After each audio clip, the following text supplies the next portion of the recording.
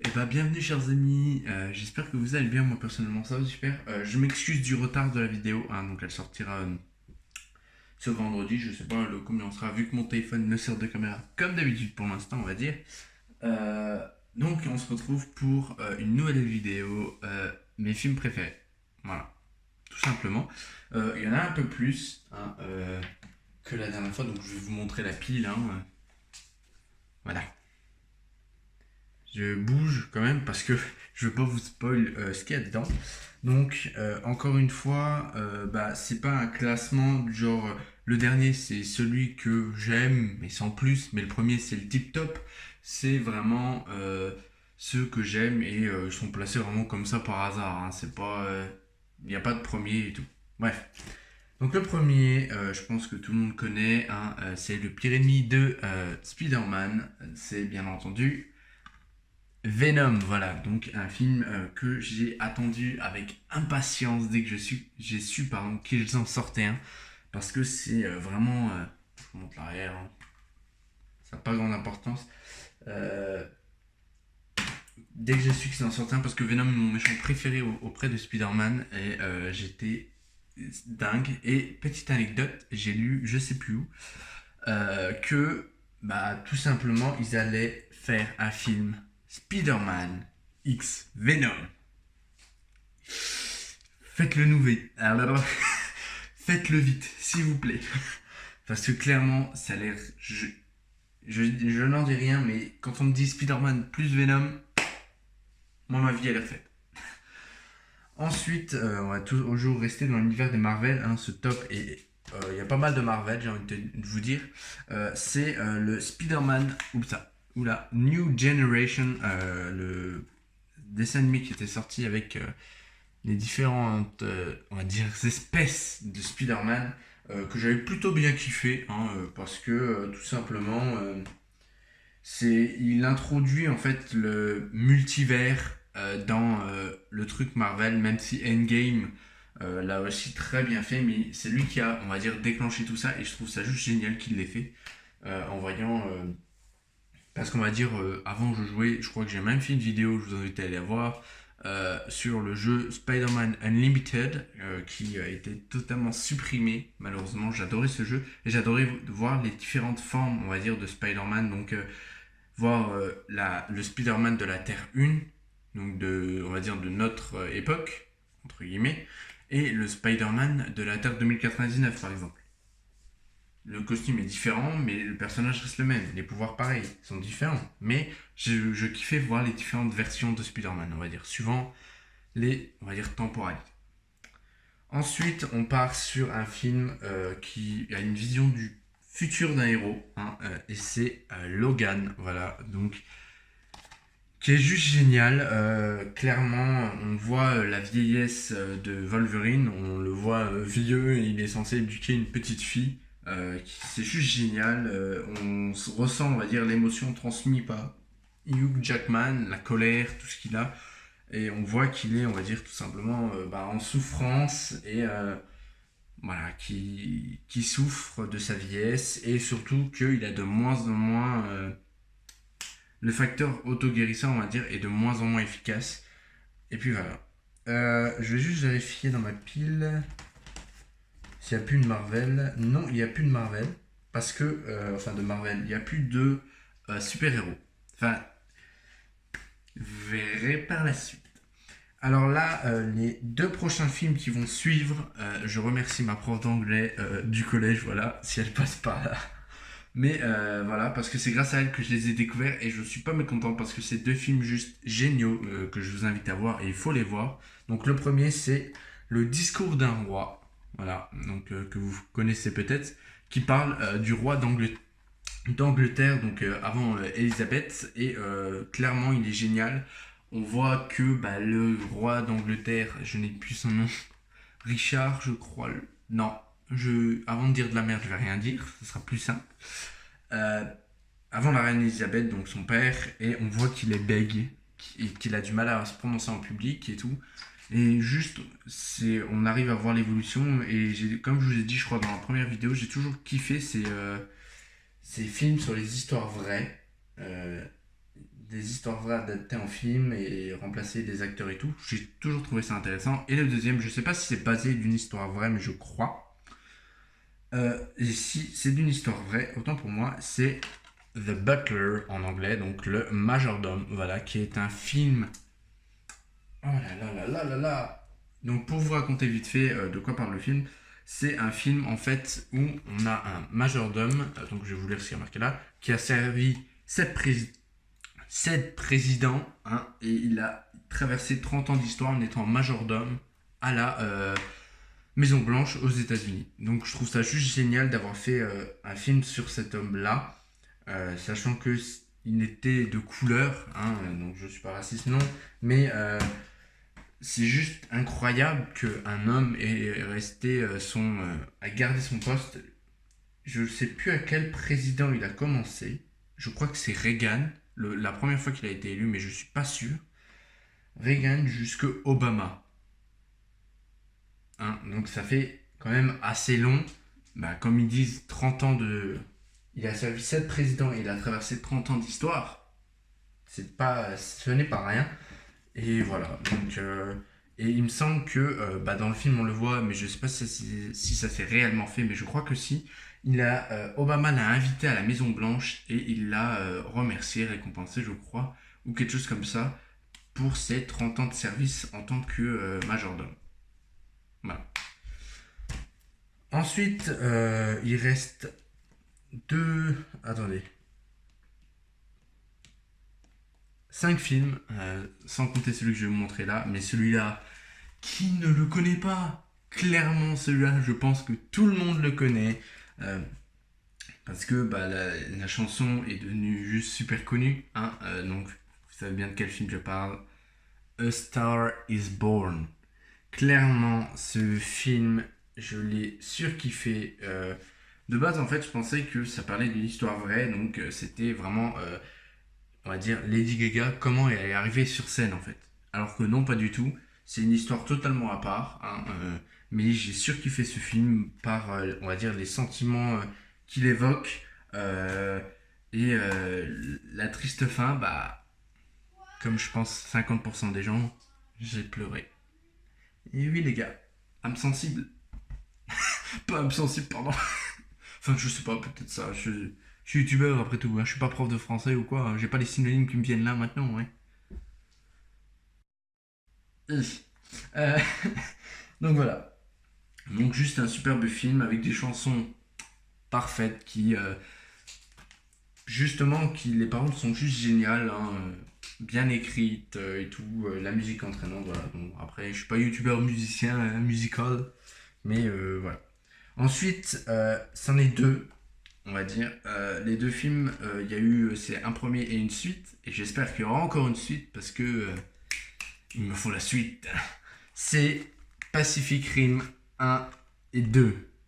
Alors clairement ces films, j'ai adoré aussi parce que bah, en fait tout ce qui touche à trucs inattendus, films de monstres du genre Godzilla, King Kong et tout ça, je kiffe.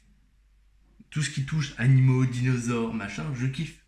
À votre avis, pourquoi c'est savane? Parce que je kiffe les animaux. Donc voilà. Donc rien à dire de plus, hein. Les effets spéciaux, pareil, dans les deux sont juste géniaux. J'ai un peu plus kiffé le 1 que le 2 parce que dans le 2, en fait, on aperçoit que bah, les kaijus sont pas vraiment morts, mais en fait, ils se sont inclus chez nous. Et voilà, tout simplement. Je trouve ça un peu décevant de voir qu'ils ont réussi à corrompre et il y a un kaiju, en fait, on va dire, qui et un peu comme le symbiote, et à un moment du film, il y en a deux. Il y a deux mechas qui arrivent, qui sont d'une entreprise. Et les kaiju, l'âme des kaiju, on va dire, et ben il s'est emparé des trucs. Et je trouve on perd un peu cette âme de monstre bizarre des marais. Et ça vient un peu genre virus, quelque chose comme ça. Bref. Là, on arrive dans le top 3. On arrive dans le top 3 des films que je vous ai proposés. Oui, elle est extrêmement longue par rapport à l'autre. Alors, ce film-là, je l'ai apprécié et on va dire je m'en veux. Je vais vous raconter pourquoi. C'est Aquaman. Voilà. qui est juste génial. Alors, l'anecdote que je vous dis que j'ai adoré, mais je me sens coupable, on va dire, c'est que... Alors, mon père a proposé d'aller voir ce film au cinéma, mais moi, DC Comics, j'y connais rien. Je connais juste le nom des principaux persos, on va dire. Batman, Superman, Aquaman, Catwoman, et puis c'est tout. Enfin, je m'y intéresse pas plus que ça, contrairement à Marvel. Et quand j'ai vu le film, je me suis pris de ces claques dans la gueule. Ah, j'avais un jour rouge pendant 2 jours là. Tu vois, j'ai encore un peu. Non, je rigole. Mais vraiment, c'était un truc de fou. J'ai juste adoré le film. On voit bien, on va dire, les débuts d'Aquaman. Je sais pas si c'est comme ça dans la BD, mais on voit bien que malheureusement, il fait bien partie de le monde. Et de mon point de vue, en fait, par rapport au film, il y a un personnage qui dit que il a rien à faire là, rien à voir à être le roi de l'Atlante, parce qu'il est mi-humain, mi-Atlante. Et en fait, on va dire, je partage le point de vue de sa mère à Aquaman. Je sais plus son nom. Je vais regarder vite fait s'ils le disent. Arthur, voilà, Arthur Curry. Hein, donc Arthur, la mère d'Arthur. En fait, de mon point de vue, c'est bien qu'il soit roi d'Atlante, de l'Atlantide. Pourquoi ? Parce que vu qu'il est la moitié des deux, on va dire, c'est la limite entre les deux royaumes qui empêche le conflit. Parce qu'il va avoir des visions de son point de vue. Donc en gros, du point de vue des Atlantes. Mais il va avoir la mission du point de vue des humains. Du genre, il y a un raid qui doit être fait parce qu'il y a des humains machin. Et il va se mettre du côté des humains. Mais ouais, mais c'est pas bien. Je sais, mais bon, quand même. C'est pas une raison pour faire ça. Tu vois ? Enfin, vous m'aurez compris. Le top 2, alors le premier, je pense pas que tout le monde connaisse parce que j'ai pas le souvenir qu'il soit passé au cinéma, même si on m'a dit que si, mais j'ai pas le souvenir de l'avoir vu à l'affiche. C'est Love, Simon. Voilà. Je trouve ça juste un film génial où on voit un peu, comment dire, la difficulté parce que oui, en fait, c'est un film qui parle d'un jeune garçon, celui-là, qui est homosexuel. Mais on voit surtout en fait la difficulté que les jeunes peuvent s'imposer pour avouer que ce soit à leurs proches, à leurs amis, machin, que ils sont homosexuels par peur des critiques, par peur. Bonne fin de vidéo, à la semaine prochaine, ciao. Allez. Donc vraiment, c'est un film, je le kiffe pour ça, parce qu'on peut voir pareil comment les ados peuvent réagir à la nouvelle, on va dire, que quelqu'un est gay, je vais le dire. Je trouve ça juste génial parce qu'il représente bien comment certains peuvent être des connards ou d'autres être très sympas. Et d'autres, quand on est gay et qu'on n'a pas envie de le dévoiler, on va dire, essayer de le préserver. J'avoue que le comportement, bref, je vais pas vous spoil, on va s'arrêter là, sinon ça va spoil et vous n'aurez plus envie de le regarder. Mais vous me regarderez moi. Est-ce que ça me ferait plaisir ? Oui. Non, allez voir, achetez-vous ce film, regardez-le en streaming, n'importe. Clairement, un très bon film. Et on va dire le top 1 de cette série de films qui en comporte une 50aine. Lol. Oui, j'ai bien montré comme ça pour éviter que vous voyez. Mais ça rejoint le précédent top 1.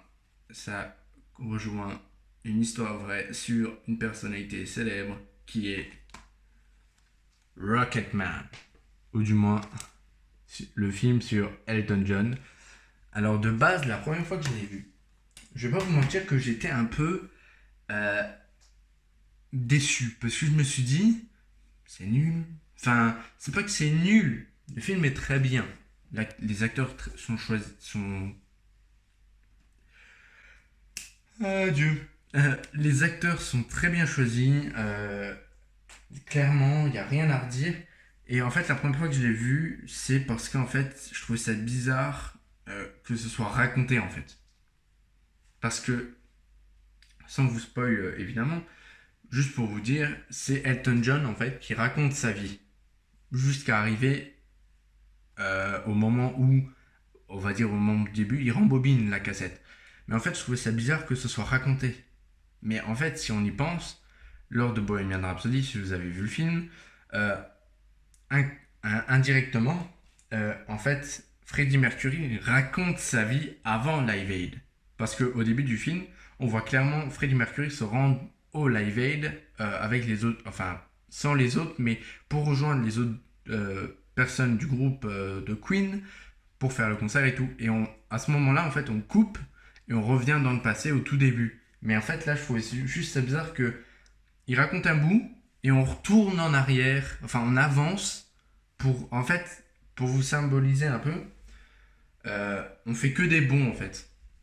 Au début du film, on est, on va dire, en 2017. Après, on retourne en 1900. Ensuite, on avance en 2017. On retourne à une date. On avance, on recule, on avance, on recule. Et je trouvais ça un peu bizarre. Mais au final, ça rend juste le film trop bien parce que dans Bohemian Rhapsody, en fait, on n'a pas les expressions, on va dire, de ce qu'a ressenti Freddie Mercury à ces moments-là, alors que dans Rocketman, on les a. Je ne dis pas que l'un est mieux que l'autre, en parlant de Bohemian Rhapsody et Rocketman. Les deux sont super, juste génial. Et autre point aussi, Rocketman est fait un peu plus comme comédie musicale. Pourquoi? Parce qu'à chaque chanson quasiment de Elton John, donc Saturday Night, I Want Love, machin, il n'y a pas une personne qui chante, en fait, c'en est plusieurs qui se mettent à chanter, qui se joignent à la chanson, mais qui dansent, qui jouent, qui... Vous verrez dans le film, mais voilà, donc c'est vraiment comédie musicale. Voilà. Donc voilà, chers amis, c'est la fin de cette vidéo sur, on va dire, de nouveau mes films préférés. Hein, donc voilà, donc la prochaine, ce sera sûrement de nouveau les chansons préférées. Sur le coup, j'espère que cette vidéo vous aura plu. Si c'est le cas, comme d'hab, le pouce bleu, l'abonnement, le partage et après la petite cloche si tu as envie de savoir quand je poste une vidéo. Là, je suis en retard, c'est normal, c'est les vacances, je prends un peu plus mon temps. J'essaie de me ressourcer, on va dire, et voilà. Donc sur le coup, voilà. D'ailleurs, je voulais vous remercier avant la fin de la vidéo. La dernière vidéo sur les chansons, elle a fait 80 vues. Voilà. Enfin 80. Aux dernières nouvelles auxquelles j'ai regardé, elle devait être à 77 ou quelque chose comme ça, ou 79 même. Donc je voulais vous remercier, on atteint les 79 abonnés. Voilà, merci aussi. Mais surtout, merci pour la vidéo. Ça prouve que vous avez bien aimé ma vidéo sur mes goûts musicaux. Et je crois qu'elle a eu 10 likes ou quelque chose comme ça. Donc je vous en remercie. Hein, parce que certains diront, ouais, mais 79 vues, 10 likes, c'est rien. Ouais, mais peut-être pour toi. Mais en fait, pour moi, en tant que petit youtubeur, en tant que petit créateur, ça me fait du bien de savoir que ce que je fais, ça ne plaît pas qu'à moi, mais ça plaît à tout le monde, enfin à tous ceux qui me regardent. Donc voilà. Je crois que j'ai tout dit. Donc voilà, un grand merci surtout. On est proche des 80 abonnés. Et qui sait, ça se trouve pour l'anniversaire, on sera au 100. Vu que, on va dire, je suis à peu près actif tous les mercredis. Voilà. Donc sur le coup, comme j'ai dit, gros bisous. Hein, je vous adore. Restez comme vous êtes surtout. Vous êtes juste génial. C'est voilà, à commenter mes vidéos, à me donner votre avis à chaque fois que je fais un truc. Ça, on va dire, renforce mon petit cœur lifestyle. Sur le coup, je vais vous laisser avec la nouvelle outro que j'ai faite. Hein, j'espère qu'elle vous plaira. Hein, elle est un peu plus sobre, un peu plus... Il y a moins de trucs, on va dire. Et la musique, je préfère celle-là à l'ancienne outro. Sur le coup, c'était Benjik. Je fais des gros bisous. À la semaine prochaine. Ciao.